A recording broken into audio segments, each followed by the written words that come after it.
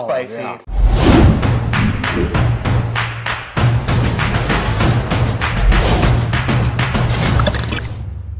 What's up, it's Luis from America's Best Restaurants, and we travel the country coast to coast to find the places where you need to eat at on a weekly basis. And this week we're in Chattanooga, Tennessee at a place called Night Pearl. This is a bar, but they also have food, so this is kind of like a special edition of America's Best Restaurants. We're gonna get to talk to Devin, who's one of the GMs. We're gonna see a few drinks, plus some food items. I don't even know exactly what it's gonna be, but I know it's gonna be amazing. Look, I know you're hungry and thirsty because you're watching this, so you ready to do this? Let's go.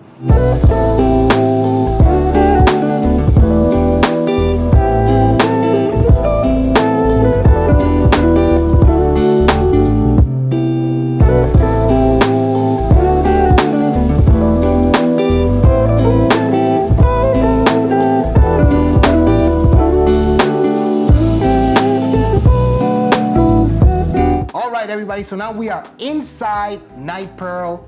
We're here with Devin, who's basically one of the GMs, and he's a master bartender, and I said that. So Devin, appreciate having you here. Now, before we get into a little bit of the story, I know you guys have, there's some food here, there's some drinks here. You guys do have quote unquote bar food, but it's at an elevated level, obviously. Yeah, totally. So, you know, one very important thing of drinking and consuming alcohol is doing it responsibly, and in order to have a nice, healthy balance, we want to offer, you know, really tasty fare that is not just like filling carb stuff, but like, you know, really good, delicious food. And, you know, particularly with like tropical tiki inspired spaces, we want to have fun, exciting, tropical inspired food too. Okay, cool. So as a great segue, let's look at this number one. What do we have here? We have our Shiitake Pot Stickers. So, you know, definitely a variation on a classic pot sticker. It is deep fried because we love fried mushrooms, and we have some of our sweet chili sauce, which you just can't get enough of that. That's so good, really good. Now, I know you're like a big time bartender guy, right? Sometimes, on my good days. So tell me a little bit of your journey of becoming a bartender. Like, when did you decide that you're like, man, this is what I want to do? Because I saw you doing like with the fire and everything, and that was awesome. So it actually started a long time ago. I grew up in South Central Georgia. Okay. Just south of Highway 16 in the middle of nowhere in a town called Alamo. In the 90s, it had a population of around 800 people. Wow. So that was like most of my childhood was spent in that neck of the woods. Okay. And I loved being outside, and that was, you know, a really great experience growing up. But it was very different from the first time I visited some family down in South Florida in Fort Lauderdale, where actually I was originally born. When I was 6 years old, my father and my uncle took me to the Mai Kai, which is a famous tiki establishment that opened up in 1956. Wow. And if it has been, you know, up until very recently in operations, they are working on some renovations right now, but it's been in operation since 1956.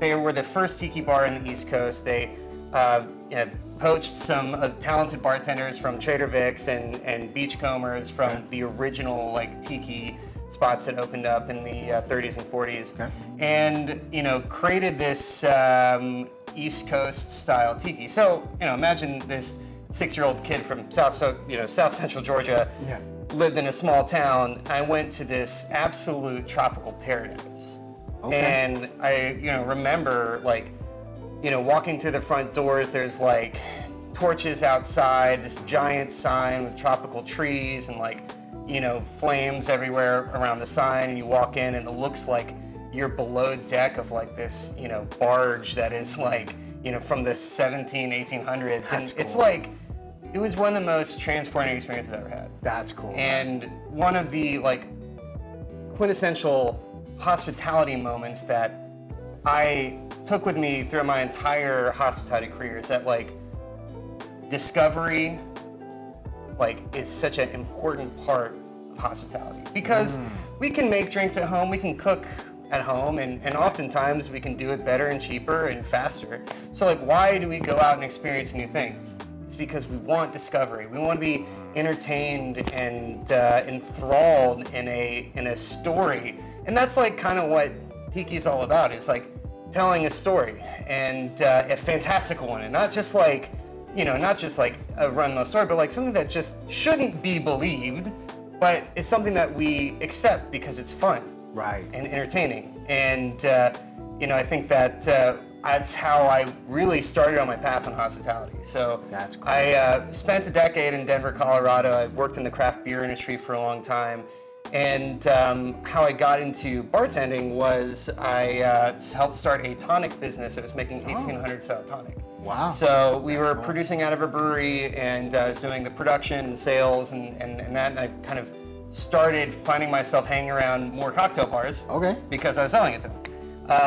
After spending more time there, I realized that what I loved about craft beer was really the hospitality aspect of it. And spending more time at cocktail bars, I realized that cocktail hospitality and bar hospitality was significantly more focused on the individual than the product. Like, Gotcha. which is kind of, people think, oh, you must really love like the cocktail. And I'm like, I do, but it's just a platform to tell a story, to connect with someone, to make something with your hands in order to share something that you can like make with someone else. Because like, I can make cocktails all day. It doesn't matter unless someone has it, unless someone experiences the thing that I'm trying to say. And it's a really, really great like honor to be a part of that, because like I honestly believe that bartending is one of the few like honest professions. Okay. Because like people come to the bar to be cared for. Yeah. You can make a Jack and Coke at home. Yeah. You can make a rum and Coke at home. But like if you sit down in a bar and you interact with someone who is intentional and cares about what they're doing, you're gonna be leaving with a sense of fulfillment that you can't get otherwise. Okay. And it's special and good and important to the human condition, and particularly now, out of all times before. So absolutely. Well, it's really interesting to me that experience when you were 6 that completely changed you, and it shaped your life, so to speak. And it'd be interesting what would have happened if you hadn't had that experience. Yeah. You know what I mean? It's, I think that over-the-top fantastical stuff has been always part of my life. That's cool, man. Spent a lot of time daydreaming, and, the venue of hospitality and bars is just, it's the way I can really shape that, fantastical thought into something that's like tangible. It's like drinks. So let's talk about the drinks. Let's talk about the drinks. What do we have here? Because this looks pretty awesome. Yeah, so this is a twist on a zombie. It's pretty strong, so. Yeah. Awesome. It actually has 4 different types of rum, including 2 different types of overproof rum, some rum agricole, which is a Martinique sugarcane distillate that is similar to rum, but like very fresh and like kind of grassy. There's a little bit of passion fruit, some cinnamon brown sugar, simple, and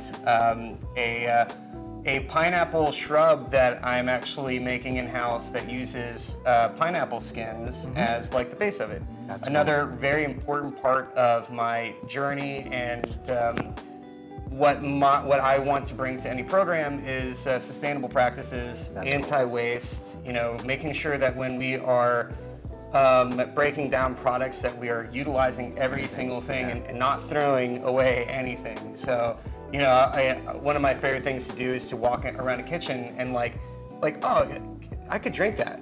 Like, well, don't throw that. I can make that into some kind of drink. So that's cool. It's like, give me some time, and there's a lot of potential there. So like when we're juicing pineapples, we are we're skinning the sides and chopping off the top and the bottom, and essentially we're macerating those skins in sugar and acid adjusting as well. So it's a really fun creative practice of like how to utilize ingredients in ways that aren't necessarily widely done yet in the industry. Okay. Which is kind of similar to this drink right here. So what is this? This is called the Font of Healing. It is a clarified milk punch. And yeah, it's very smooth, very refreshing.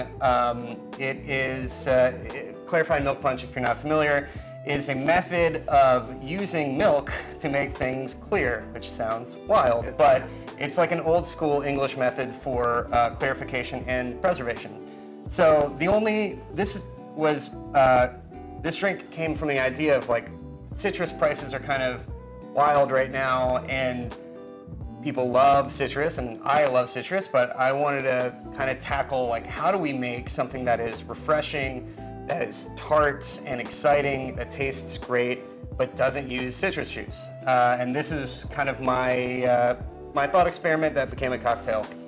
That's so, fantastic. Yeah, man. so super there's light, super smooth. beautiful. Yeah. Oh yeah. So the main ingredient is vodka, Okay. and then we have passion fruit puree, hibiscus tea, Wow. citric acid, and a little bit of vanilla, and then half and half, which is wild. This right here this has got to be a stunner for the summertime. Oh my god, it's such a refreshing drink. So this is going to be on our next menu. So very much That's cool. in line with fast service. Love it. Really refreshing, and not a lot of people in Chattanooga play around with clarified milk punches yet, and it's something that I really love. I have a lot of experience doing it, and it's just fun and different, and the texture of it is kind of what makes it. So it's like tart because of the citric acid, Right. and fruity because you get that like hibiscus and passion fruit, but it's not like sweet, not like Right. overly sweet, but the milk.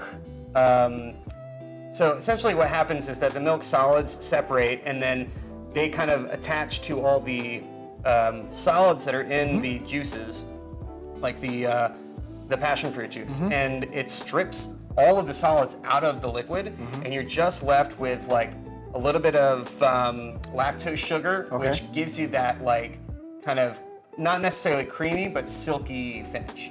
It's a really fun drink, and I'm excited to show it off. So. Dude, you're like literally like the Walter White of making drinks, but Well, in a legal wait, way. In a legal way, though.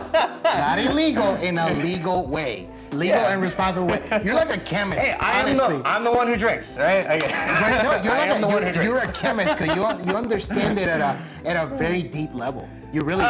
Yeah, so it's half and half. I actually tell people all the time, like, oh, you spent all this time thinking about like the science of it. And I'm like, half of the time. Okay. Because you can sit and like nerd out about stuff all day, but if it doesn't have a story, if it isn't exciting and interesting and personal, then like who cares? Like I don't want to, no one wants to listen to a lecture of this stuff, though I have done educations before. It's fine.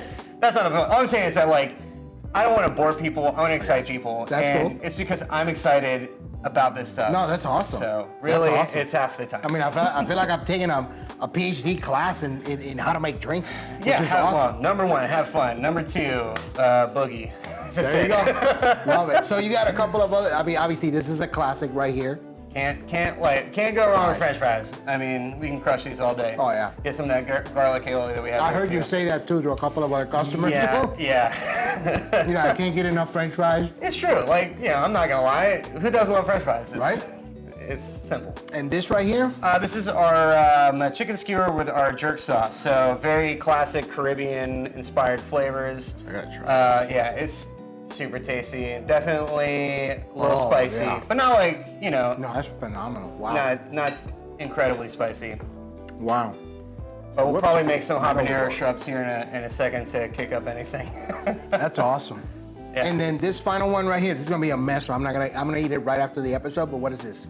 This is our salmon dip, and we have pickled onions and green carrots with a bed of arugula underneath, as well as some toasted naan. Awesome. Look, everybody, if you're looking for more places like Night Pearl, if you like restaurant content, bar content, make sure you hit that subscribe button and hit that bell notification so you know whenever we drop a new episode. So how can people find out more information about Night Pearl? Well, if you check out our Instagram, Night Pearl Bar on Instagram, you'll find most of it. We're working on updating our website right now too, so really excited. Stay tuned. We have a really fun spring menu coming out, and it's going to be a different kind of format that any of us have ever worked with before, and I think it's going to be different, and it's not going to be like, oh, here's the spring menu, you know, like. We're trying to deviate from the norm as far as how we communicate our story and our intention and our program with people that, you know, love cocktails, love hospitality, want to try something new and exciting. So very looking forward. Love it. Awesome. You can also find a full listing for them on americasbestrestaurants.com, and that's it for me. I'm gonna drink this, eat this food. I'm gonna see you guys on the next Cheers. one.